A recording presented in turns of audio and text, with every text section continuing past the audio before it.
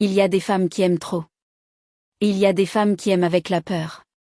Mais quand l'amour rencontre la jalousie, il ne devient pas plus fort. Il devient dangereux. Voici l'histoire d'une femme qui voulait protéger son mariage et qui l'a brûlé de ses propres mains. Il était une fois, dans une grande ville d'Afrique, une jeune femme nommée Aïcha. Aïcha était mariée. Mariée à un homme calme. Un homme discret. Un homme qui s'appelait Moussa. Ils vivaient ensemble dans un appartement simple. Pas luxueux. Mais propre. Paisible. Au début, Aïcha était belle. Sa peau était sombre et lisse. Ses cheveux toujours bien attachés. Mais son visage était souvent fermé. Car dans son cœur, il y avait quelque chose. Quelque chose qui brûlait. La jalousie. Pas une petite jalousie. Non. Une jalousie comme un feu de brousse. Silencieux au début. Mais prêt à tout dévorer. Chaque matin, Moussa se levait tôt. Il mettait sa chemise. Il se préparait pour le bureau. Il embrassait sa femme sur le front. « À ce soir. »« À ce soir », répondait-elle. Mais dès que la porte se refermait, le feu se réveillait. Car Moussa travaillait dans un bureau.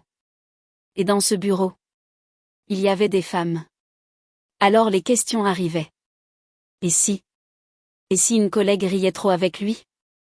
Et si une autre le regardait autrement? Aïcha n'avait aucune preuve.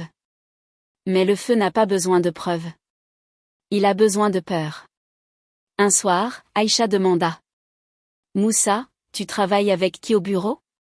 Avec beaucoup de personnes, répondit-il. Et surtout avec une collègue. Nadia. À ce nom, le feu se leva. Nadia. Un nom simple. Mais dans la tête d'Aïcha, il devint une menace. Chaque jour, la jalousie grandissait. Chaque jour, Aïcha observait davantage. Les heures. Les silences. Les appels manqués. Plus Moussa expliquait, plus elle doutait.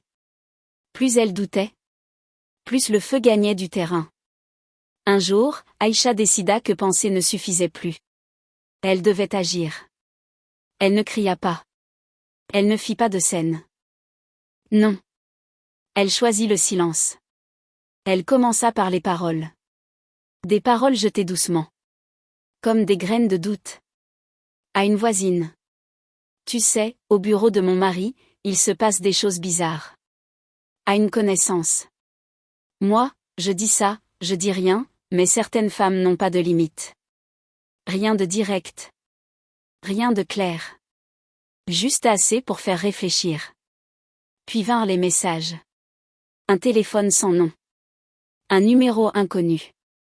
Des phrases froides. Fais attention à ce que tu fais au travail. Tout le monde parle déjà. Les murs ont des oreilles. Jamais les mêmes mots. Jamais les mêmes heures. Comme si plusieurs personnes surveillaient. Et enfin. Les preuves inventées. Une capture floue. Un message mal interprété. Un mot sorti de son contexte. Elle plaça ses doutes exactement là où il fallait.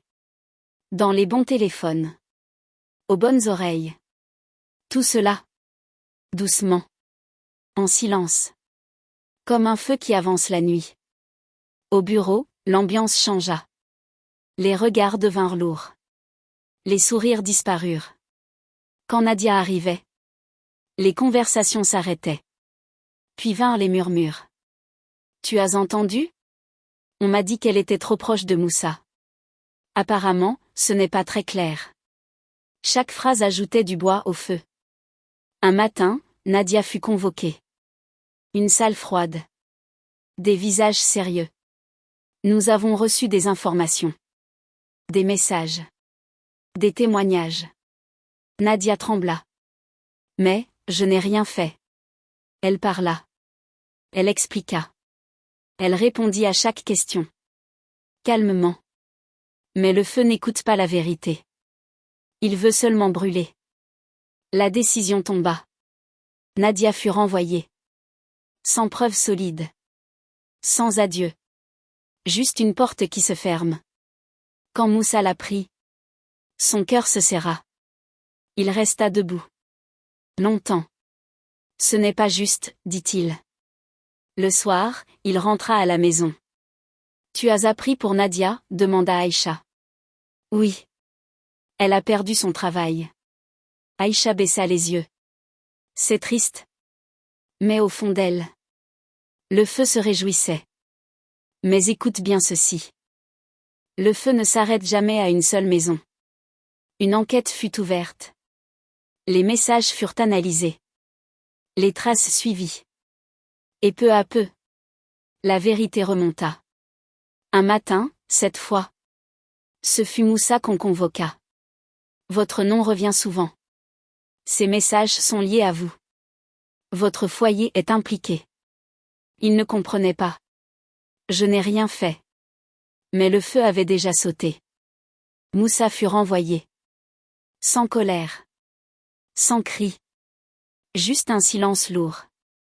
À la maison, il posa son sac. Il s'assit. Aïcha. Dis-moi la vérité. Le feu n'avait plus d'endroit où se cacher.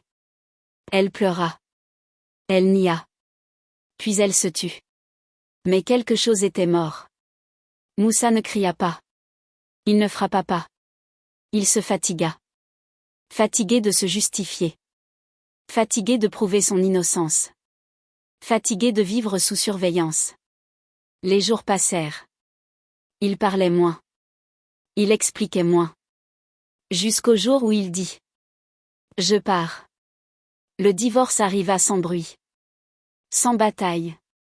Comme une maison déjà brûlée. Aïcha resta seule. Avec les murs. Avec le silence. Le feu s'était éteint. Mais il avait tout pris. La jalousie est un feu. Si tu ne l'éteins pas, il brûlera même ce que tu voulais protéger. Si cette histoire vous a parlé, prenez un instant pour laisser un pouce bleu, écrire un commentaire et la partager. Votre soutien nous aide énormément. Et n'hésitez pas à découvrir la prochaine vidéo juste ici. Nous publions une vidéo chaque jour. Abonnez-vous pour ne rater aucune de nos prochaines vidéos. Merci.